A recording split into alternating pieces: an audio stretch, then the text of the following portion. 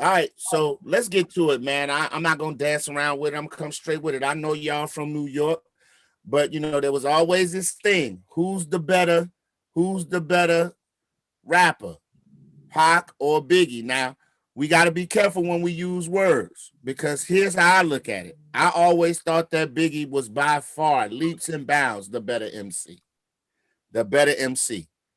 But rap, far as everything, being an entertainer and all that, I gave it to Pac. So it's kind of like the LeBron James, Michael Jordan argument. What do you think? Let's start with Rob first.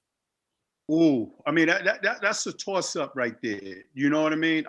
Lyrically, I think it's goes straight to Big to Leaps B.I.G. and bounds. Leaps and You know what I bounds. mean? Yeah. It's like when people say that Floyd Mayweather is the best ever. He's not the best ever. He's probably the best in boxing that control how much money you can make and undefeated and all that other stuff. But you can't say he better than Sugar Ray Robinson, Muhammad Ali, and all that other stuff. With that said, why not though, Rob? Hold on. I gotta interject there. Why not? He has no losses. He has no losses. Clean record. Nah, but back then Muhammad Ali and him fought like 3 or 4 times a year. So Floyd might fight 1 or 2 times a year, and I love Floyd. So don't get me. No. I get that, but when people say that, I can't blame a boxer, a fighter, for the time he comes up in and how the money changes and how you how you breaking a hand and winning a fight could cost you hundreds of millions of dollars your next fight. Let me give you an example what I mean, Lee, and you're right. You're right. It's cup half full, half empty. Yeah. The era before, and I'll say this for Klept and for Tal, the era before Big and Pac, it was about the groups. It was in a DJ. When you got to realize when hip hop started, the DJ was bigger than a rapper. In order to get the mic, the DJ had to like you and to give you the mic. Grandmaster and the Furious Five. Master Cass. Yeah. Okay. It was all about that, right? And then it became Run DMC, but Jam Master Jay, Houdini, Grandmaster, Grandmaster D. Yeah. It was all LL had 2 different DJs, Wildcat and blah blah. Scotland Rock, KRS. KRS. Yeah. But the era between Pac, Nas, and Big was the era when the rapper became big and became solo. The MC. They were able to control it themselves, and they became bigger than hip hop. You know what I'm saying? So overall, to answer your question, I got to give the nod to Big on rapping, but overall culture to Pac. Talent. I don't even think it's close. It's not even nothing to really discuss. It's Big by far. I mean, when you look at how you come into the game, let me say this. I always look at stuff like this. I look at natural ability. Pac didn't start off nice. Pac got nice. That's true. Big started off nice. Big had whatever it took from the gate. All you had to do was to give him beats. He had his stories down pat. He was connected to the real. Pac is, if you had to take his personality off his songs, Pac's bipolar. Tupac, if you listen to his songs, bipolar. Biggie never went too far left or right. He had a basic stream, and it's like a movie with a plot. You ever watch a movie and too much going on? Man, this movie whack, man. It's all over the place. That's Pac. Because Pac say, don't one of you niggas got sickle cell? Die slow, nigga. And then he go, dear mama. them dudes had a mama too. Now, Tal, I would say this is them that dudes had a mother. I never mother, Rob. The sickle cell dude had a mother too. That's real. I never thought of it like that because Pac would go absolutely insane on somebody. And then come back and have you crying about the black community. Exactly. And I think that's what the part with Big pulled back, because Big was going through a lot. Klept will tell you that. With Big, when you listen to his albums, the theme of what they were, he was about ready to kill himself. He ready to die, blah, blah, blah. But he just didn't need to be the center of attention. But I'm gonna tell you this, if it wasn't for no Big, Puff was a bad man, but it wasn't for no Big. It was no bad boy imprint the way it was. 12, Total, all of them was on the back of Biggie. Klept. So now let me ask you, and I know you're gonna be a little bit biased because Big was your man. So what do you say to the points that Rob and Talent make? I think those are some amazing points, and like I'm listening, and as I'm listening, I'm trying to detach myself from being part of the situation and being realistic and analyzing what they're saying, and they're both making some amazing points. So I feel like, first of all, I got a lot of respect for Pac and what he did for the culture. Indeed. And yeah, and I know Big, and of course, lyrically, nobody can match Big. Like, it was funny, I have a 13-year-old, so I was talking with him about it. Yes, was it yesterday? Because I was listening to Drake's new album. So he's like, do you think Biggie? I said, what people don't know about Big is he's a chameleon rapper. Like, he adapts to his environment.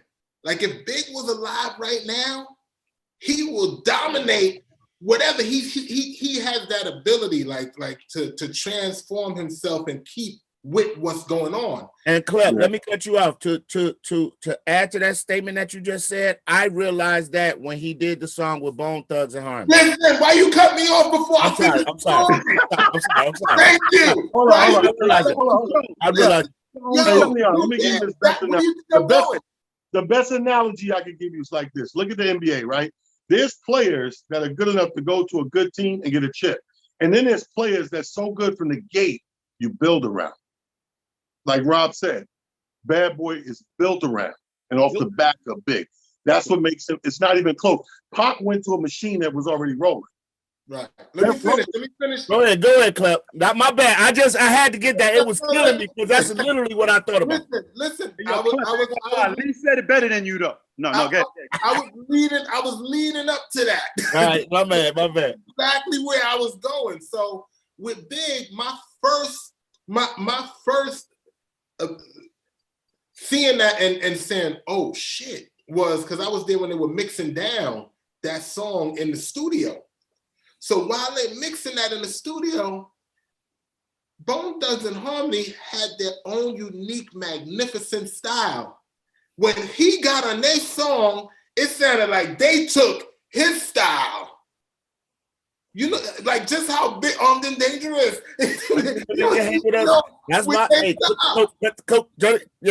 snapped. Now, I know, like me and Big, we became like this. Like I said, we were running around like crazy. But like I said, I was in the streets and we hung out. We did everything, went everywhere. He wanted me and him to get an apartment together. Them times, because he's like, yo, Klept, you making money, yo, you doing this, you doing your thing. Let's get an apartment together. But me personally, I told you I was the outside dude. I didn't like the group that he was around because I felt like they were always in the house till 9 in the morning. So I was like, yo, nah, I can't. That ain't me. I can't do that. I'm here trying to make moves. So Not Klept. I get it about Big. I've always said Big is the greatest MC, hands down, right? But I do feel that Tupac brought something to the hip hop game. He brought that same spirit that Chuck D and Public Enemy brought, just in a different language. Now, like Talon said, I do believe he was bipolar. Like 1 minute he'll be telling you, you know what I'm saying, we're gonna kidnap you and rape your mama, but then he'll come back and talk about Brenda's have a baby. I get it. But I do feel that Tupac brought that Black Panther mentality to hip hop. He brought that Black nationalism to hip hop. He was strong in the culture. And that's the one thing I always felt like Big never really did. Like he kind of did the Republicans wear gym shoes too thing. Like I never like seen him go as hard for, like, you know what I'm saying? You know what I mean? Like never get political. Never got political. There's a reason for that, though. You gotta understand.